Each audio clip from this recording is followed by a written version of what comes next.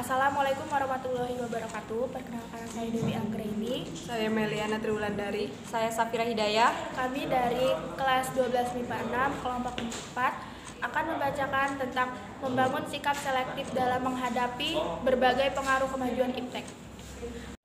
Membangun sikap selektif dalam menghadapi berbagai pengaruh kemajuan iptek. 1. Sikap tanggung jawab dalam pengembangan iptek.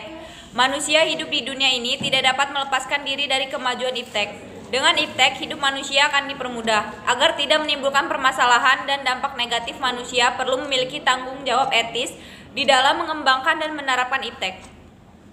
Bagi bangsa Indonesia, di dalam mengembangkan dan menerapkan iptek, perlu mengingat landasan idealnya, yaitu Pancasila, dan landasan konstitusionalnya, yaitu UUD NRI tahun 1945. Iptek harus dikembangkan dan diterapkan untuk kemaslahatan manusia, bukan untuk menyiksa dan mencelakakan manusia. Sementara itu, UUD NRI tahun 1945 mengamanatkan bahwa tujuan nasional antara lain untuk memajukan kesejahteraan umum dan mencerdaskan kehidupan bangsa.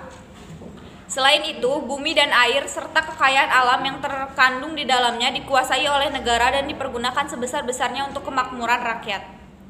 Dari amanat UUD NRI tahun 1945, jelas bahwa pengembangan dan pemanfaatan iptek untuk meningkatkan kecerdasan dan kesejahteraan rakyat secara lahir maupun batin. Artinya, pengembangan dan pemanfaatan iptek di Indonesia tidak bebas nilai, tetapi harus mempertimbangkan lingkungan dan nilai-nilai sosial kemasyarakatan dan agama yang ada di Indonesia. Pemanfaatan iptek dalam kegiatan pembangunan tidak akan merusak lingkungan hidup. Akan tetapi, kalau iptek dimanfaatkan tanpa kearifan dan tidak dengan pertimbangan moral, kecenderungan untuk merusak lingkungan lebih besar. Sebagai contoh, dinamit dan bahan peledak dimanfaatkan untuk mencari dan menangkap ikan. Hal itu tentunya yang akibatnya dapat merusak habitat dan lingkungannya. Di dalam memanfaatkan iptek, manusia perlu mengingat nilai-nilai kemanusiaan, norma, bahkan mengingat nilai-nilai keagamaan. 2. Sikap selektif terhadap pengaruh kemajuan iptek. Tidak satupun negara bangsa di dunia ini yang bisa lepas dari pengaruh kemajuan iptek. Indonesia sebagai bangsa yang besar harus mempunyai sikap yang tegas terhadap kemajuan iptek ini. Ada 3 alternatif sikap yang bisa diambil oleh bangsa kita dalam menghadapi kemajuan iptek. Pertama, menolak dengan tegas semua pengaruh kemajuan iptek dalam semua aspek kehidupan. Kedua, menerima sepenuhnya pengaruh tersebut tanpa disaring terlebih dahulu. Ketiga, bersikap selektif terhadap pengaruh tersebut, yaitu kita mengambil hal-hal positif dari kemajuan iptek dan membuang hal-hal negatifnya. A. Sikap selektif terhadap pengaruh kemajuan iptek di bidang politik. Ada 4 hal yang selalu dikedepankan pada saat ini dalam bidang politik, yaitu demokratisasi, kebebasan, keterbukaan, dan hak asasi manusia. Keempat hal tersebut oleh negara-negara adidaya, Amerika Serikat dan sekutunya, dijadikan standar atau acuan bagi negara-negara lainnya yang tergolong sebagai negara berkembang.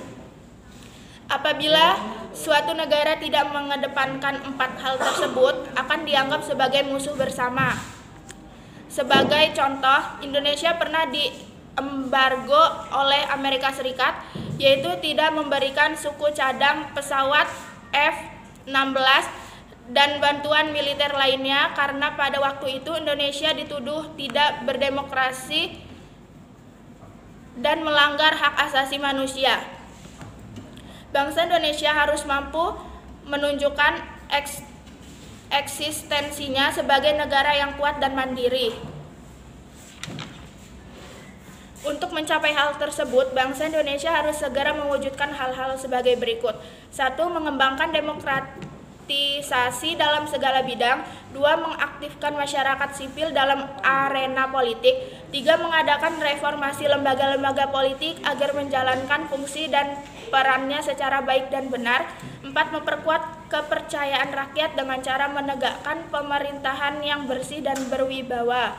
5. Menegakkan supremasi hukum. 6. Memperkuat posisi Indonesia dalam kancah politik internasional.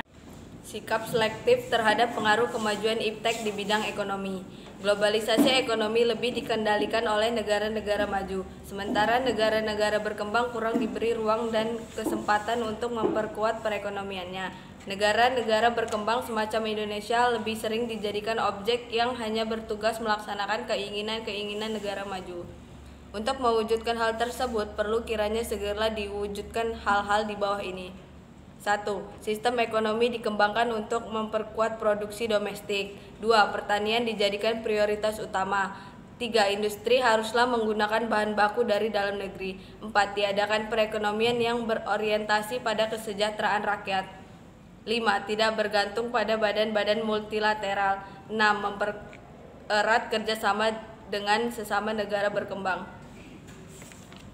3. Sikap selektif terhadap pengaruh kemajuan iptek di bidang sosial budaya. Kemajuan iptek telah membawa pengaruh dalam perilaku yang ditampilkan oleh setiap masyarakat.